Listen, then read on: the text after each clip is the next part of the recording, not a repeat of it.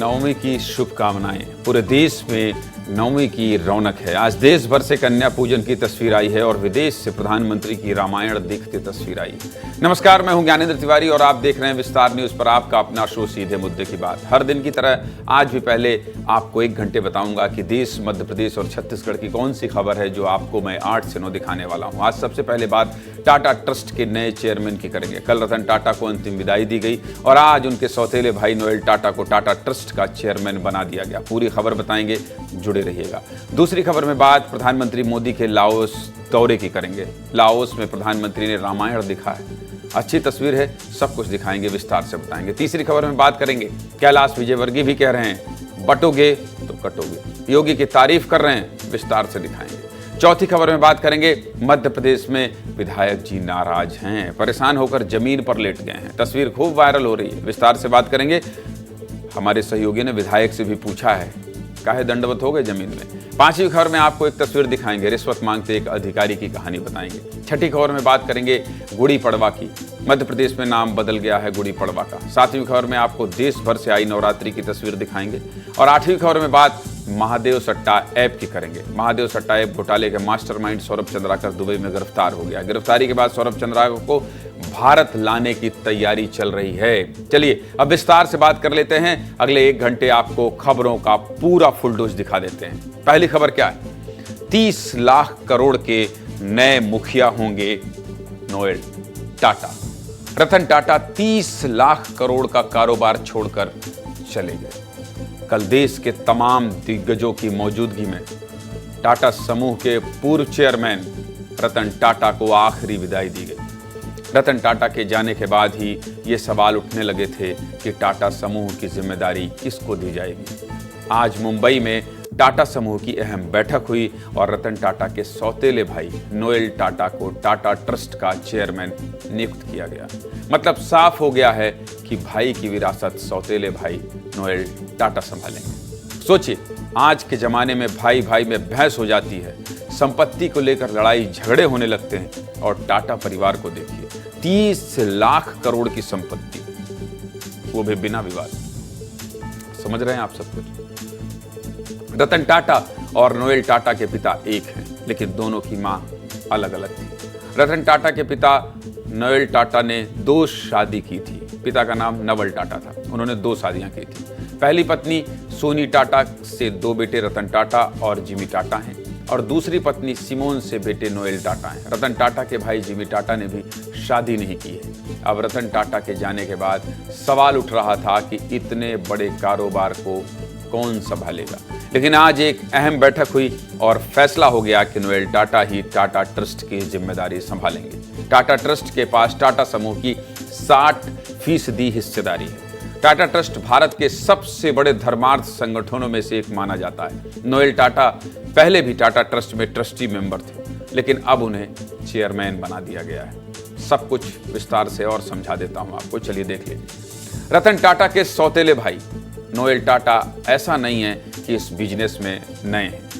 Noel Tata पिछले 40 साल से टाटा समूह के साथ जुड़े हुए हैं। इससे पहले Noel Tata Tata international limited, Voltas और टाटा इन्वेस्टमेंट्स कॉरपोरेशन की कमान भी संभाल रहे थे।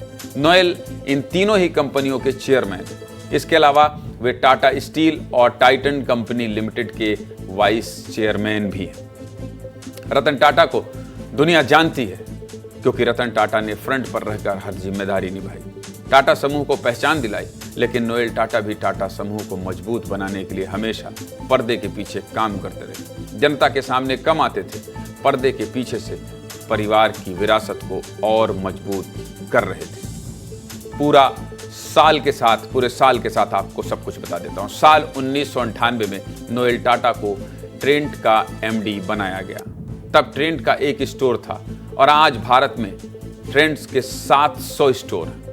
नोएल ने इस कंपनी को 2,08,000 करोड़ रुपए का ब्रांड बना दिया। इतना ही नहीं, टाटा इंटरनेशनल को भी उन्होंने 4,000 करोड़ रुपए से उठाकर 24,000 करोड़ रुपए की कंपनी बना दी। अब देखना है नोएल टाटा के नेतृत्व में टाटा कितना आगे बढ़ता है। क्योंकि रतन टाटा ने अपने पीछे सिर्फ कारोबार नहीं छोड़ा है, लाखों करोड़ों लोगों की आस छोड़ गए।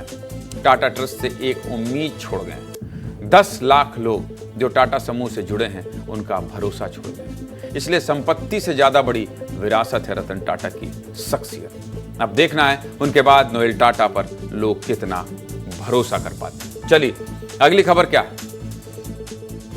विदेश में भी रामायण नहीं भूले मोदी जी। क्यों लिखना पड़ रहा है मुझे? लाओस दौरे पर रामायण की चर्चा क्यों हो रही है? आज देश भर में धूमधाम से रामनवमी मनाई जा रही है। कल दशहरा है, पूरा देश दशहरे की तैयारी कर रहा है और प्रधानमंत्री मोदी विदेश में रामायण देख रहे हैं। अच्छी तस्वीर आई है। लाओस पहुंचे प्रधानमंत्री मोदी ने लाओस में रामायण का लाओस संस्करण देखा है। चलिए, प्रधानमंत्री 2 दिन के दौरे पर लाओस पहुंचे थे। लाओस में प्रधानमंत्री 21वें आसियान सम्मेलन में शामिल हुए। प्रधानमंत्री के स्वागत में लाओस में भारतीय संस्कृति की झलक देखने को मिली। प्रधानमंत्री के लाओस दौरे में सबसे ज्यादा चर्चा रही रामायण मंचन की। पीएम मोदी ने रामायण का लाओस संस्करण देखा। ये प्रस्तुति भारत और लाओस के बीच की साझी विरासत और सदियों पुराने संबंधों को दर्शाती है। लाओस में प्रधानमंत्री मोदी भारतीय प्रवासियों से भी मिले। प्रधानमंत्री मोदी 19वें पूर्वी एशिया सम्मेलन में शामिल हुए। ये सभी तस्वीरें देख लीजिए। ये तस्वीरें खास हैं। विदेश की धरती पर भारत की संस्कृति खूबसूरती से पेश की गई है। आसियान सम्मेलन और पूर्वी एशिया सम्मेलन में भारत की ताकत भी नजर आ रही है। विदेश में भारत के बढ़ते मान को बयां करती तस्वीर है। आपके प्रधानमंत्री अगर दूसरे देश जाते हैं और ऐसी तस्वीरें आती हैं तो दिखाना जरूरी है। प्रधानमंत्री मोदी के लाओस दौरे पर यह रिपोर्ट भी देख लीजिए, दिखाइए।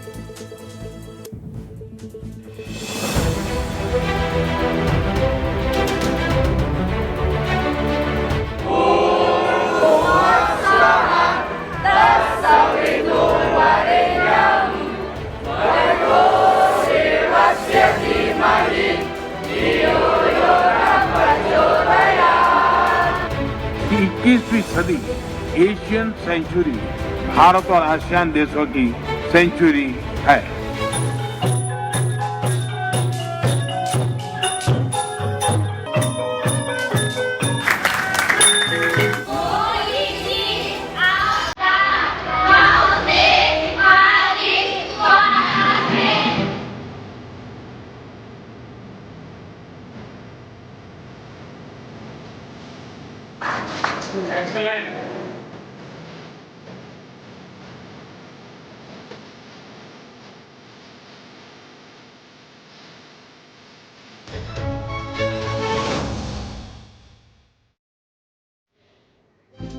दो दिन लाओस में भारत का डंका बजा। प्रधानमंत्री मोदी अब भारत लौट आए हैं। अच्छी तस्वीर थी इसलिए दिखा दी। चलिए आगे बढ़ते हैं और अगली खबर क्या?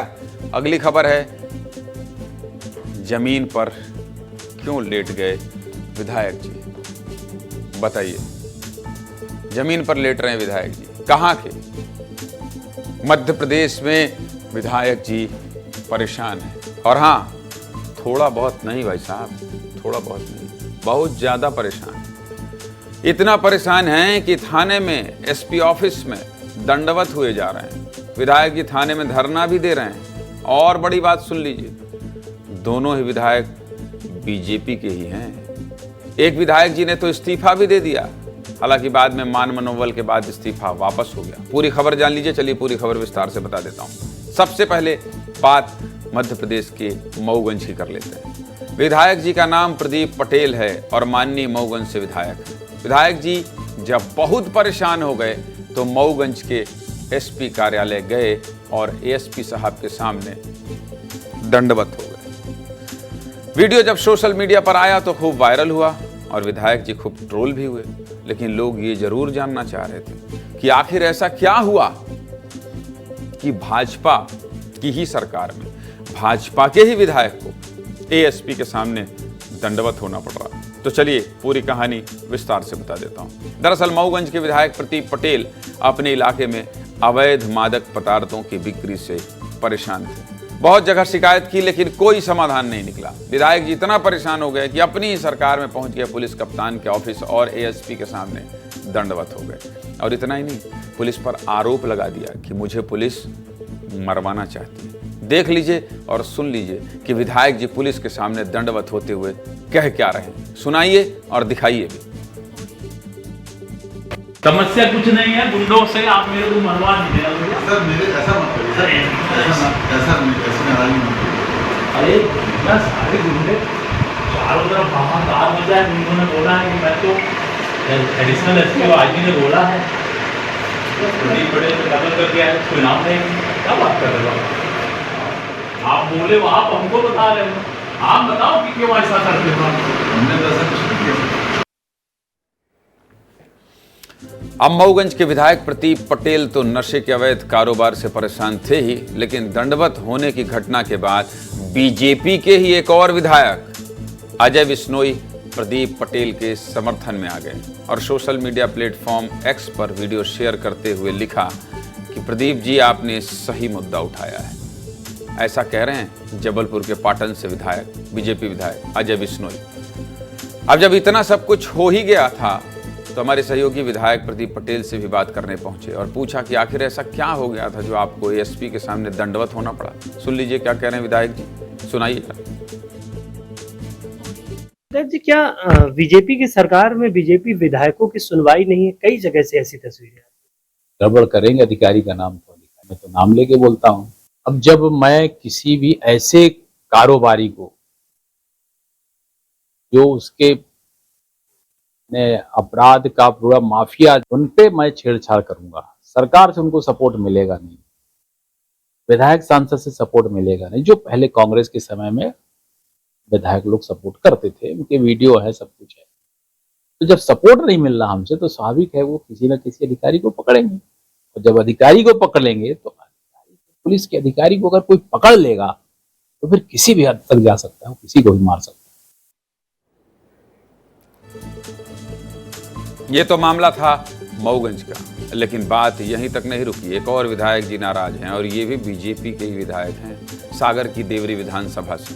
विधायक जी का नाम है ब्रिज बिहारी पटेरिया। पटेरिया जी एक एफआईआर लिखवाना चाहते थे और कई दिनों से परेशान थे, लेकिन जब एफआईआर नहीं लिखी गई तो परेशान होकर थाने में अपने समर्थकों के साथ धरने पर बैठ गए। एफआईआर फिर भी नहीं लिखी गई तो विधायक जी इतना परेशान हो गए कि विधायकी से ही इस्तीफा दे दिया और इस्तीफे का पत्र सोशल मीडिया पर वायरल हो गया। विधायक जी ने पत्र में भी बाकायदा यही लिखा कि मैं एक पीड़ित पक्ष के साथ थाने गया था और पीड़ित पक्ष की एफआईआर नहीं लिखे जाने से उनके साथ न्याय नहीं हुआ, जिससे आहत होते हुए मैं विधायकी से इस्तीफा दे रहा हूं। बताइए, अब एफआईआर नहीं लिखे जाने से विधायक को इस्तीफा देना पड़ रहा है। गंभीर मामला है भाई, ऐसा नहीं होना चाहिए। पुलिस विभाग के बड़े अफसरों को ध्यान देना चाहिए। विधायक जी क्या कह रहे हैं सुन लीजिए।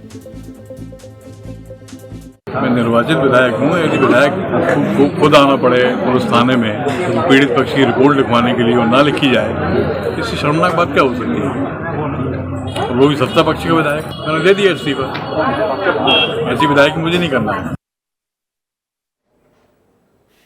जब विधायक जी ने इस्तीफा दिया तो बीजेपी के ही वरिष्ठ विधायक गोपाल भार्गव उन्हें मनाने चले गए और सोशल मीडिया पर पोस्ट करके कहा कि मैंने ब्रिज बिहारी पटेरिया को मना लिया है और उन्होंने इस्तीफा वापस ले लिया है। ये तो थी माननीय विधायकों की नाराजगी की खबर, लेकिन अब विधायक नाराज हुए हैं तो दोनों पार्टियों के प्रदेश अध्यक्ष भी कुछ कह रहे हैं।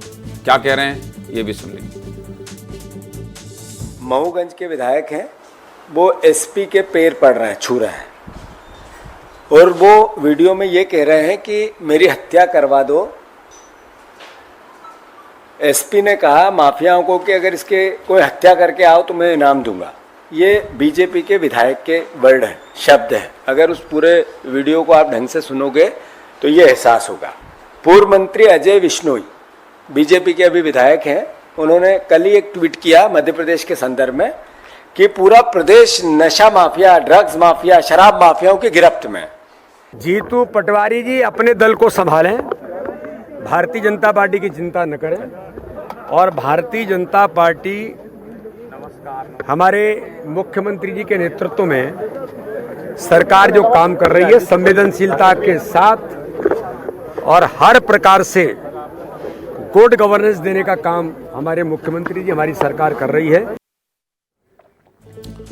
दोनों ही मामले पुलिस विभाग से जुड़े हैं, इसलिए ये उम्मीद किया जाना चाहिए कि पुलिस के बड़े अफसर ऐसे मामलों का संज्ञान लेंगे और विधायकों को जमीन पर नहीं लेटना पड़ेगा, कम से कम ये सुनिश्चित करेंगे। अब मुझे चलना पड़ेगा रीवा। क्यों? क्योंकि पटेल जी बहुत बिगड़े हैं, सुकुल बहुत बिगड़ गए हैं। बात माना हमार और देखा जौन मऊगंज के लोग आई वो समझ जा कि काहे बिगड़े हैं ऐसे हमका तो का बघेली में बात करे परी अंचल। अब पूरा कारण बताया था काहे कि वो कई याद हो रीवा वाली खबर जौने में श्रीनिवास तिवारी वाला बवाल बना, रिवाड़ी बहुत देखा था अगर बघेली में कोनो डिटेलिंग होता है ऐसे पूरा सुकुल जी अपना बताए दे कि आखिर पटेल जी इतना काहे बिगड़ गए कि जाए के लौट ही गए एडिशनल एसपी के लगे और कहीं के भाई मार न डारे हमका का होगा रहा पूरा प्रकरण बताई। बिल्कुल तिवारी जी, अपने का हम बताइए कि यह जो पूरा मामला है यह शराब माफिया से लेके जुड़ा है, जो कोरेक्स के अवैध तस्करी होती रीवा में उका लेके, और ऐसा कोनो पहल बेर नहीं करी नाय विधायक जी। प्रदीप पटेल जी भारतीय जनता पार्टी से दूसर बेर के विधायक हैं और ऐसे पहले वो टोल प्लाजा में धरना दे चुके हैं, उससे पहले कोऑपरेटिव बैंक में बिस्तर लगा चुके हैं, उससे पहले धान खरीदी केंद्र में अपने आप का ताला के अंदर बंद कैली हिंते। तो इनकर जो समस्या ही जनता के ओकर निराकरण के तरीके मेर के है। और वह बहिनों जब यह एडिशनल एसपी के सामने साष्टांग में तो यह कहीं कि हम कई एक तरीकन से समझा चुके रहन, पुलिस का आईजी का सबसे आपन गुहार लगा चुके रहन, लेकिन जब वो नहीं मानिन तो हमका यह तरीका अपनाए पड़ा। तो साष्टांग होए से हो सकता है उनकर सुन ले प्रशासन। लेकिन अंचल थोड़ा डेराना विधायक जी कालना पुलिस केहू का मरवाए सकती तो ऐसा डर है का कि मतलब इतना खतरा है कि विधायक जी डर के मारे कालना कि पुलिस जब जेका चाहिए होगा मरवाऊ सकती। हाँ, उनकर कहा कि मतलब कुल मिलाए कि यह है तिवारी जी की वो यह कहा चाहत रहे कि हमारे ऊपर 3 बेर हमला हो चुका है जब से हम विधायक बने, और ओकर कारण यह है कि ये जो अवैध गतिविधि उनके विधानसभा क्षेत्र में संचालित हैं उनका रोके के वो प्रयास करते हैं, लोग आके उनका धमकी देते हैं कि हम तो उनका मार डारब। और यह कई एक बेर पुलिस से कही चुके हैं कहीं कि जान जो उन्हें तो क्यों हत्या जो उन्हें तो बताया कि नहीं करे वो कबो हो सकती घटना, उनका स्पष्ट कहा कि मतलब यह रहा। पर उनका जो तरीका रहा मतलब कुल मिलाए कि भारतीय जनता पार्टी के सरकार ही, भारतीय जनता पार्टी के विधायक है, भारतीय जनता पार्टी के कार्यकर्ता है, एक के बावजूद उनका एडिशनल एसपी के सामने साष्टांग होए पर रहा है। तो का ब्यूरोक्रेसी इतनी ज्यादा हावी है, अफसरान इतना हावी है राजनेता पर कि उनकर सुनवाई नहीं हो रही। और ऐसा नहीं है, कई मामला लगातार सामने। ये आश्वासन तो अपना उनका दे दे कि मुख्यमंत्री डॉक्टर मोहन यादव के नेतृत्व में सरकार ठीक चल रही, जब दूसर इतना थरथराल ना है तब विधायक जी का खतरा न होई भाई। कम से कम यह आश्वासन, हालांकि खबर पहुंच जाई जौने भाषा में हम पचे बात करें ये खबर पहुंच जाई मऊगंज। पटेल जी निश्चिंत रही, कुछ न होई, कई शुक्लाव जी पहुंचाए दें, हम तो पहुंचौते लाए समझ ला है। चलिए ठीक है यार, बहुत बहुत धन्यवाद शुक्ला जी, आगे बढ़ते हैं। एक बयान की बहुत चर्चा है, पता है आपको कौन सी? बटोगे तो कटोगे, ये बयान क्यों चर्चा में है? और आज योगी आदित्यनाथ नहीं बल्कि मध्य प्रदेश के कद्दावर नेता कैलाश विजयवर्गीय फोटो में दिखाई दे रहे हैं। योगी के बाद अब कैलाश विजयवर्गीय भी कहने लगे हैं बटोगे तो कटोगे। यूपी के मुख्यमंत्री योगी आदित्यनाथ का बयान मध्य प्रदेश के मंत्री कैलाश विजयवर्गीय को खूब पसंद आ रहा है। कैलाश विजयवर्गीय भी कह रहे हैं बटोगे तो कटोगे। योगी आदित्यनाथ ने बांग्लादेश में भड़की हिंसा के बाद देशवासियों को चेतावनी दी थी, कह दिया था बटोगे तो कटोगे, एक रहोगे तो नेक रहोगे, सुरक्षित रहोगे। अब बटोगे तो कटोगे वाले बयान को मध्य प्रदेश के कद्दावर मंत्री भी दोहराने लगे हैं। सुन लीजिए पहले वो दोनों बयान, इसके बाद खबर में विस्तार से बात करेंगे। सुनाइए। राष्ट्र से बढ़ करके कुछ नहीं हो सकता, कुछ नहीं हो सकता। और राष्ट्र तब सशक्त होगा जब हम एक रहेंगे, नेक रहेंगे, तभी नेक रहेंगे। बटेंगे तो कटेंगे। मैं फिर कह रहा हूं कि आने वाले 25 साल बाद हमारे बच्चों के लिए बहुत खतरा है। जिस प्रकार देश की डेमोग्राफी बदल रही है और जिस प्रकार कुछ राजनीतिक दल तुष्टीकरण की नीति के कारण देश में अशांति फैलाने वाले लोगों को संरक्षण दे रहे हैं, बहुत ज़रूरी है कि हम सनातन धर्म के साथ चलें। योगी जी ने सही कहा है, बटोगे तो कटोगे। कैलाश विजयवर्गीय कह रहे हैं योगी जी ने सही कहा है, बटोगे तो कटोगे। योगी के इस बयान की गूंज हरियाणा चुनाव में भी रही। योगी ने पहले यूपी फिर हरियाणा की रैली में यह बयान देकर हलचल बढ़ा दी। लोग ये भी कहने लगे कि योगी की इन रैलियों का चुनाव में खास असर देखने को मिला। 6 दिन में योगी ने हरियाणा में 14 रैलियां की, जिनमें 8 सीटों पर बीजेपी ने जीत दर्ज की है। हरियाणा चुनाव में योगी की एक गूंज भी सुन लीजिए, जिसकी कैलाश विजयवर्गीय तारीफ कर रहे हैं। सुनाइए। मैंने कहा था ना कि बटोगे तो कटोगे, एक रहोगे तो नेक रहोगे। कोई माई का लाल आपका बाल बांका नहीं कर पाएगा। और अब इसी बयान को कैलाश विजयवर्गीय ने आधार बनाया है। कैलाश विजयवर्गीय ने यह बयान गरबा में गैर हिंदू मुस्लिमों की एंट्री पर हो रहे विवाद को लेकर दिया था। कल भी आपको विस्तार से दिखाया था कैसे पूरी नवरात्रि मध्य प्रदेश में गरबे को लेकर विवाद छिड़ा रहा। और अब इन विवादों को लेकर ही कैलाश विजयवर्गीय ने युवाओं को भविष्य की चिंता करने की चेतावनी दे दी है और हिंदुओं को एकजुट रहने का संदेश भी दे दिया है। बटोगे तो कटोगे, गरबा महोत्सव में कह दिया है। चलिए आगे बढ़ते हैं। और अगली खबर क्या है? अगली खबर है रिश्वत मांगने वालों। रिश्वत मांगने वालों, थोड़ा शर्म करो। कहां पैसा मांगा गया है, कितना मांगा गया है, इसके बदले में क्या किया गया है, सब कुछ जानना चाहते हैं तो विस्तार से मेरी इस खबर को देख लीजिए। पैसा नहीं है साहब जी, इसलिए रिश्वत में गाय ले लीजिए। थोड़ी देर के लिए ठहर गए ना कि पैसा नहीं है तो गाय ले लीजिए। ये कहानी सुनेंगे तो आप हैरान रह जाएंगे। क्या है पूरा मामला, विस्तार से जान लीजिए। मामला मध्य प्रदेश के टीकमगढ़ जिले का है। अपनी जमीन को बचाने के लिए एक महिला भाग दौड़ कर रही थी। इस महिला का नाम राम कुंवर लोधी है और ये टीकमगढ़ जिले के बलदेवगढ़ तहसील की रहने वाली है। अभी गांव भी बताऊंगा। राम कुंवर लोधी जमीन पर स्टे लेने के लिए एसडीएम ऑफिस पहुंची थी। इस दौरान राम कुंवर ने बड़ा आरोप लगाया है। उन्होंने कहा है कि उनसे 50,000 रुपए की रिश्वत मांगी गई। चूंकि महिला की आर्थिक स्थिति ठीक नहीं थी, इसलिए महिला अपनी गाय लेकर सीधे कहां पहुंच गई? एसडीएम ऑफिस पहुंच गई। तहसीलदार की जीप के सामने ही गाय को बांध दिया और बोली, लो भैया रख लो अपनी रिश्वत, पैसे नहीं है तो गाय लेकर आई हूं, इसे ही रख लो। जिसके बाद ऑफिस के कर्मचारी घबरा गए और बाहर आकर महिला को समझाने लगे। बातचीत सुनिए और हाँ, ये भी सुनिए कि राम कुंवर कह क्या रही है। सुनाइए जरा।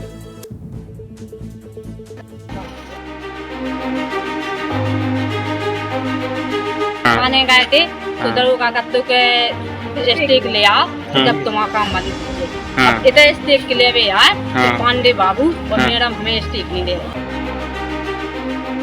कहती है कि 50,000 रुपया हो में तो स्टेक तुरंत मिलेगा और नंतर तुम्हें 15 दिन बाद मिलेगा। जो कछु हमारी डेरा में गेस्ती हती सब भैंस हमारे पास है नहीं, बाबंदी गज्जा सुबह लेके आया श्रीमान जी गज्जा पास कर ले में छुट्टी है। अगर स्टेक नहीं दे रहा है आज हमें पांडे बाबू तो यहीं तेल डाल के जो है बादल में इतनी आग लगाएंगे।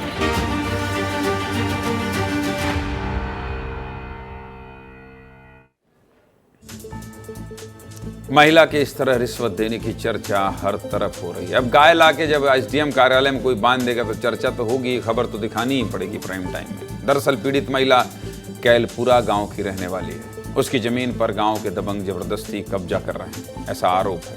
महिला जब अपनी शिकायत लेकर पुलिस थाने पहुंची तो थाने में कहा गया कि एसडीएम ऑफिस जाकर स्टे ले लो। जिसके बाद महिला एसडीएम ऑफिस पहुंची तो रिश्वत मांगने का मामला सामने आ गया। महिला एक हफ्ते से एसडीएम ऑफिस के चक्कर लगा रही थी, जिससे परेशान होकर महिला ने कहा कि अगर अब भी स्टे नहीं मिला तो आत्मदाह कर लूंगी। महिला का पक्ष तो आपने सुन लिया, लेकिन एसडीएम का पक्ष भी आपको सुनना जरूरी है। एसडीएम भारती मिश्रा क्या कह रही है ये भी सुन लीजिए। वो स्थगन के लिए पैसे मांगने का आरोप लगा रही है, जबकि स्थगन पूर्व से जारी है, इसलिए इसका प्रश्न ही उत्पन्न नहीं होता। आरोप उसके पूरी तरह से निराधार है और तहसीलदार जांच कर रहे हैं। जांच के बाद जो भी रिपोर्ट आएगी तो हम उसमें कार्रवाई करेंगे। स्थगन पूर्व से जारी है, इसलिए उसके आरोप पूरी तरह से निराधार है। एसडीएम साहिबा ने कह दिया कि आरोप निराधार हैं, लेकिन इस तरह की चीजें ठीक नहीं है भाई। परेशान आदमी बहुत उम्मीद लेकर किसी अधिकारी के पास जाता है। मामले की गंभीरता से जांच की जानी चाहिए और अगर कोई दोषी भी सामने आता है तो उस पर सख्त से सख्त कार्रवाई होनी चाहिए।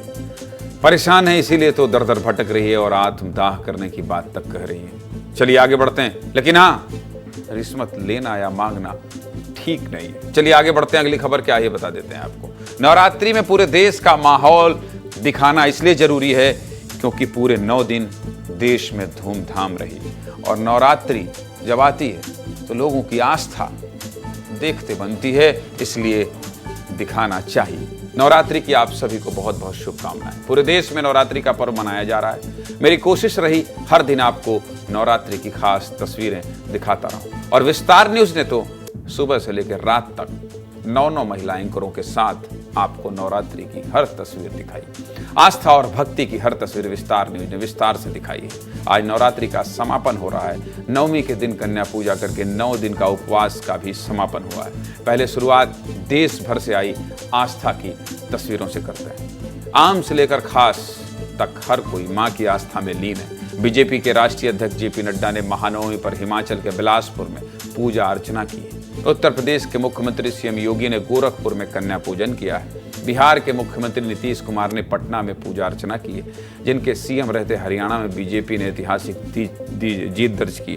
नायाब सिंह सैनी भी माता दरबार में पहुंचे थे। उड़ीसा के मुख्यमंत्री चरण मांझी ने भी देवी मां का आशीर्वाद लिया है। राजस्थान के सीएम भी देवी की उपासना में लीन नजर आए। देश भर से आई इन तस्वीरों पर पहले ये रिपोर्ट देख लीजिए, फिर विस्तार से बात करेंगे। मध्य प्रदेश और छत्तीसगढ़ की भी करेंगे। विष्णुदेव साय और डॉक्टर मोहन यादव भी आज पूजा पाठ में लीन दिखाई दिए। पहले रिपोर्ट देखिए, उसके बाद आगे बात करेंगे।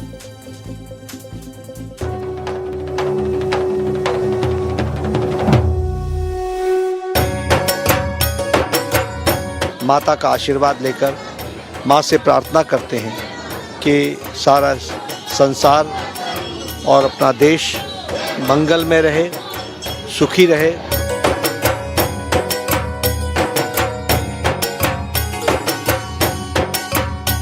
शारदीय नवरात्रि की 9वीं तिथि पर हृदय से बधाई देता हूं।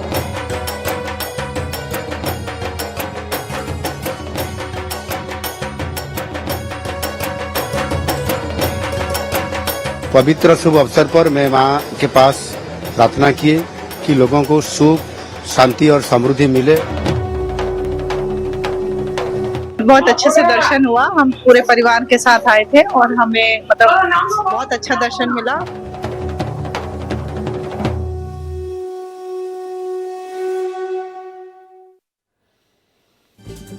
पूरे देश की तस्वीर तो आपने देख लिया, मध्य प्रदेश की तस्वीर भी दिखा देता हूं। सबसे पहले शुरुआत मुख्यमंत्री की तस्वीर से करेंगे। आज मुख्यमंत्री डॉक्टर मोहन यादव ने मुख्यमंत्री निवास में कन्या पूजन किया। अपने हाथों से कन्याओं को भोज कराया और दक्षिणा देकर मुख्यमंत्री ने आशीर्वाद लिया।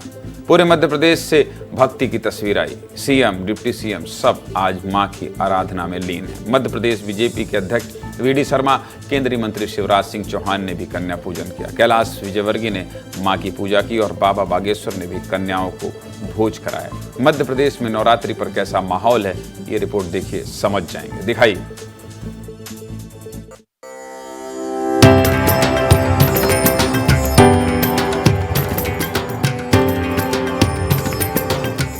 मैया के चरणों में यही प्रार्थना है कि वो सब पर कृपा और आशीर्वाद की वर्षा करें।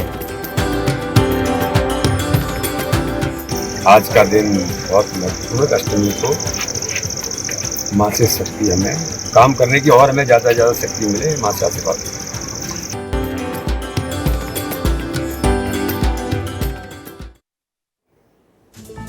मैं हमेशा कहता हूं, देश, मध्य प्रदेश और छत्तीसगढ़ की हर वो तस्वीर जो आप देखना जानना चाहते हैं और आपको देखना चाहिए, वो आपको दिखाता हूं। देश हो गया, मध्य प्रदेश हो गया, अब बात छत्तीसगढ़ की कर लेते हैं। अब छत्तीसगढ़ में नवरात्रि पर कैसा माहौल है ये भी दिखा देते हैं। रायपुर, शक्ति, मनेंद्रगढ़, डोंगरगढ़, दतिया और बालोद की तस्वीर हमारे रिपोर्टरों ने भेजी है। कहीं भव्य पंडाल तो कहीं मंदिरों में खास सजावट देखने को मिली। बहुत फेमस है छत्तीसगढ़ में दुर्गा पूजा का त्यौहार। मध्य प्रदेश से ही अलग हुआ है छत्तीसगढ़, इसलिए जब छत्तीसगढ़ की तस्वीर दिखाता हूं तो दतिया की भी तस्वीर दिख जाती है, इसलिए कह देता हूं। मध्य प्रदेश छत्तीसगढ़ में अंतर कर पाना बहुत मुश्किल है। आपने छत्तीसगढ़ की तस्वीर में दतिया की भी तस्वीर देखी होगी। जगह जगह की नवरात्रि की तस्वीर दिखा दिया। अगली खबर की ओर बढ़ने से पहले यही कहेंगे, नवरात्रि पर माता रानी सबको खुश रखे, हर समस्या से लड़ने की शक्ति दे, संपत्ति दे, आपके हर दुखों को दूर करे, यही मेरी प्रार्थना है। चलिए आगे बढ़ते हैं और अगली खबर क्या है वो दिखा देता हूं आपको। गुड़ी पड़वा का नामकरण संस्कार हुआ है। मुख्यमंत्री डॉक्टर मोहन यादव आपको दिखाई दे रहे हैं, नाम बदल गया है गुड़ी पड़वा का। और क्या हुआ है ये बता देता हूं विस्तार से। मध्य प्रदेश से बड़ी खबर आई है। मध्य प्रदेश में गुड़ी पड़वा का नामकरण संस्कार हुआ है। अब गुड़ी पड़वा सृष्टि आरंभ दिवस के रूप में मनाया जाएगा। बहुत बड़ा फैसला है मोहन सरकार का। प्रदेश में इस फैसले की चर्चा के साथ साथ राजनीति भी शुरू हो गई। सरकार के इस फैसले पर क्या जुबानी जंग चल रही है, पहले ये देख लीजिए, इसके बाद पूरी खबरें बताएंगे।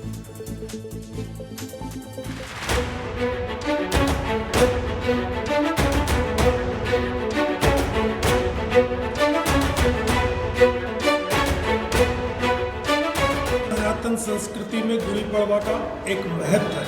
आज मोहन यादव इसका भी नाम बदलने का काम कर रहे हैं। असल में मोहन यादव पूर्व मुख्यमंत्री शिवराज सिंह चौहान से एक अलग हटके की इमेज मध्य प्रदेश में बनाना चाहते हैं।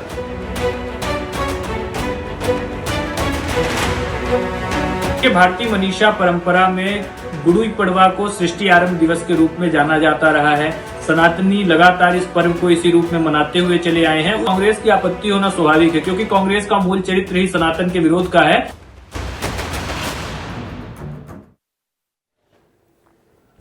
अगले साल 30 मार्च को उज्जैन में ये पर्व मनाया जाएगा, लेकिन नए स्वरूप में मध्य प्रदेश, महाराष्ट्र और गोवा जैसे राज्यों में बहुत महत्व है गुड़ी पड़वा का। उत्साह के साथ मनाया जाता है ये पर्व। गुड़ी पर्व को लेकर मान्यता है कि इस दिन दुनिया की शुरुआत हुई थी। ब्रह्मा ने इसी दिन सृष्टि का निर्माण किया था। खबर आम जनता से जुड़ी है, लोगों की आस्था और मान्यता से जुड़ी है, तो फिर ऐसे मामलों पर जनता का रिएक्शन दिखाना तो बनता है। गुड़ी पड़वा के नए नाम के रूप में मनाए जाने पर मध्य प्रदेश की जनता क्या कह रही है, ये भी सुन लीजिए।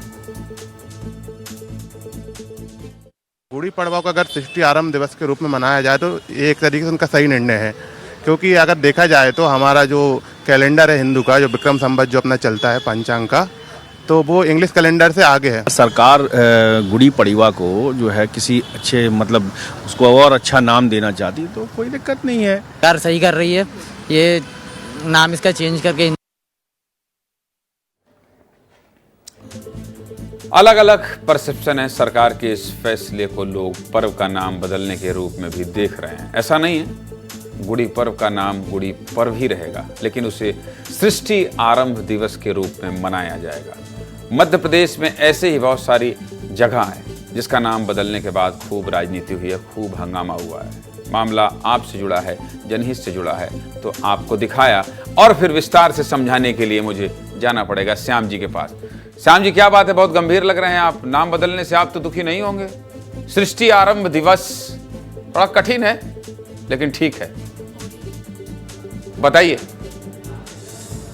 देखिए ज्ञानेंद्र, इसमें हो ये रहा है कि मौजूदा जो मोहन सरकार है वो ये चाहती है कि जो नए बच्चे हैं, नए युवा हैं, उनको पता होना चाहिए, अपनी जड़ों से जुड़ाव होना चाहिए, सनातन की कौन सी ऐसी शाखाएं हैं और हम जो पर्व मनाते हैं उनका क्या महत्व है। तो ऐसे में सरकार ने पिछले कुछ लंबे समय से ये तय किया है कि जितने भी पर्व हैं, जितने भी त्यौहार हैं, या जैसे कि अहिल्याबाई के नाम पर जो है रावण का जो पूरा जो आयोजन है, दशहरा है, उसको पूरा मनाया जा रहा है। तो ऐसे ही तय किया गया कि गुड़ी पड़वा का जो पर्व है, जो बड़ी संख्या में यहाँ महाराष्ट्रियन समाज भी रहता है, बाकी समाज भी रहते हैं, तो इसको जो मनाया जाता है उसमें अब ये तय किया गया कि सृष्टि आरंभ दिवस के रूप में मनाया जाए, ताकि नए बच्चे, नए युवा जुड़ें और साथ साथ में इसके महत्व को भी समझें। सरकार आगे भविष्य में और भी कई इसी तरह के परिवर्तन कर सकती है ताकि ये जुड़ाव हमेशा के लिए बना रहे, बच्चे सीखें, समझें और संस्कारित हों। तो अभी तक तो कोई राजनीतिक प्रक्रिया ऐसी विपक्ष की आई नहीं है, प्रतिक्रिया की आई है? कुछ हो हंगामा हो रहा है? अभी इस पर विपक्ष समझ ही नहीं पाया है, सोच ही नहीं पाया है, लेकिन ये जरूर है कि विपक्ष को जब तक समझते समझते समय लगेगा तब तक समय हो चुका होगा और आयोजन शुरू हो चुके होंगे। मतलब कहने का ये है कि बात बहुत आगे बढ़ जाएगी। चलिए, अच्छा है, बहुत शुक्रिया श्याम जी आपका, बहुत बहुत धन्यवाद। चलिए आगे बढ़ते हैं और बहुत बड़ी खबर सामने आई है। महादेव सट्टा ऐप का सरगना भारत आएगा। ये जो महादेव सट्टा ऐप का जिन है, ये विधानसभा चुनाव से लेकर अभी तक न जाने कहां से घुसते घुसाते कहां पहुंच गया।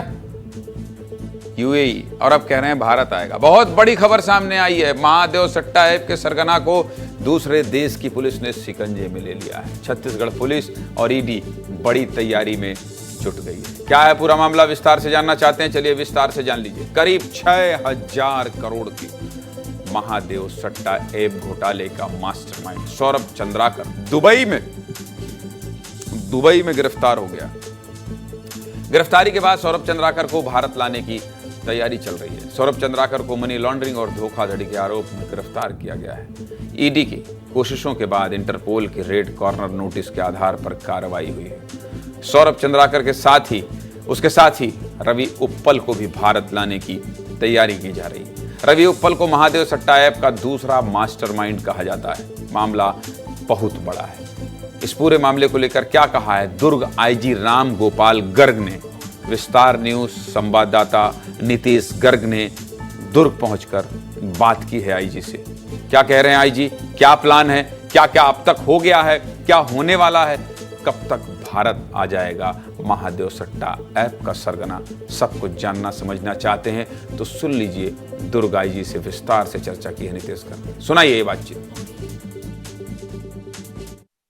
रेड कॉर्नर नोटिस इंटरपोल द्वारा जारी किया गया था कि उनको लोकेट करके अरेस्ट करने के लिए। तो अभी रिसेंटली उनकी गिरफ्तारी वहाँ यूएई में हुई है। इसके तारतम्य में अब नेक्स्ट प्रोसेस उनको भारत लाने के लिए एक्स्ट्राडिशन प्रोसेस चलेगी, जिसमें छत्तीसगढ़ पुलिस की तरफ से हमने भी माननीय न्यायालय के से अनुमति लेकर एक रिक्वेस्ट भेजी है, जो कि भारत सरकार के विदेश मंत्रालय के माध्यम से यूएई गवर्नमेंट को जाएगी। सौरभ चंद्राकर पर करोड़ों के घोटाले का आरोप है। महादेव सट्टा ऐप का सरगना यही सौरभ चंद्राकर था। इस महादेव सट्टा ऐप पर users poker, card games, chance games नाम से लाइव गेम खेलते थे। ऐप के जरिए क्रिकेट, टेनिस, फुटबॉल जैसे खेलों के साथ चुनावों में अवैध सट्टेबाजी भी की जाती थी। महादेव सट्टा ऐप के सबसे ज्यादा खाते छत्तीसगढ़ में खुले। इतना कुछ करने वाले ये सौरभ चंद्राकर आखिर ये कौन है? ग्राफिक्स के जरिए सब कुछ समझा देता हूं, चलिए बता देता हूं। सौरभ चंद्राकर भिलाई का रहने वाला है। सौरभ पहले एक जूस की दुकान चलाता था। ये कहानी आप लोगों ने सुन ली है। 2017 में सौरभ ने ऑनलाइन सट्टेबाजी की वेबसाइट बनाई। 2019 में सौरभ दुबई चला गया और दुबई जाकर दोस्त रवि उप्पल को भी बुलाया। दुबई में दोनों ने मिलकर महादेव सट्टा ऐप लॉन्च किया। अपने इस ऐप के प्रमोशन के लिए दोनों ने सोशल मीडिया मार्केटिंग और इन्फ्लुएंसर का सहारा लिया। बहुत कम समय में ही महादेव सट्टा ऐप ने ऑनलाइन सट्टा बाजार में बड़ा नाम बना लिया। इसके अलावा सौरभ चंद्राकर ने फरवरी 2023 में बहुत धूमधाम से शादी की। सौरभ चंद्राकर की शादी में खूब खर्चा हुआ और शादी की चर्चा भी इसलिए रही क्योंकि पैसा बहुत लगाया गया। ऐसा अनुमान लगाया गया कि इस शादी में कुल 200 करोड़ रुपए खर्च किए गए थे। भाई साहब, कितना? 200 करोड़। इसके साथ ही घर वालों के आने जाने के लिए निजी जेट की व्यवस्था की गई थी। इस शादी में फिल्मी जगत के बड़े बड़े सितारे बुलाए गए थे। इसी शादी के बाद से सौरभ चंद्राकर ईडी समेत कई एजेंसियों के निशाने पर आ गया, जिसके बाद पिछले साल सितंबर में ईडी ने कई जगह छापेमारी की। मुंबई, कोलकाता और भोपाल में कुल 39 जगहों पर छापेमारी करके 417 करोड़, कितना? 417 करोड़ रुपए की संपत्ति जब्त की गई थी। जब जांच आगे बढ़ी तो चंद्राकर के दो और साथी सामने आए। अनिल और सुनील दमानी नाम के व्यक्तियों ने भारत में इस नेटवर्क को चलाने में मदद की। आगे बात करेंगे, लेकिन पहले ये रिपोर्ट देख लीजिए, इसके बाद।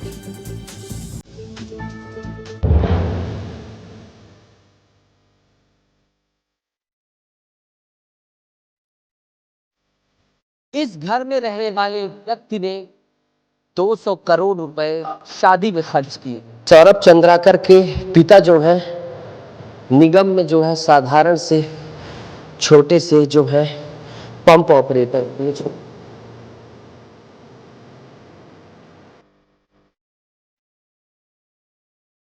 छोटी जगह का सामान्य सी गरीब पृष्ठभूमि का एक लड़का जो है सट्टे की दुनिया में घुसता है और बेताज बादशाह बन जाता है।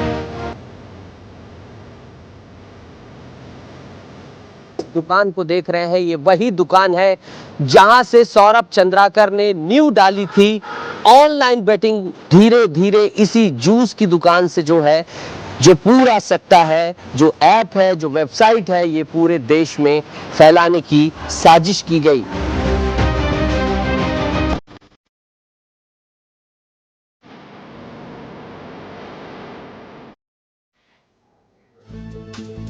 इस मामले के चलते छत्तीसगढ़ की राजनीति भी खूब गरमाई। छत्तीसगढ़ में बीजेपी और कांग्रेस के बीच खूब बयानबाजी हुई।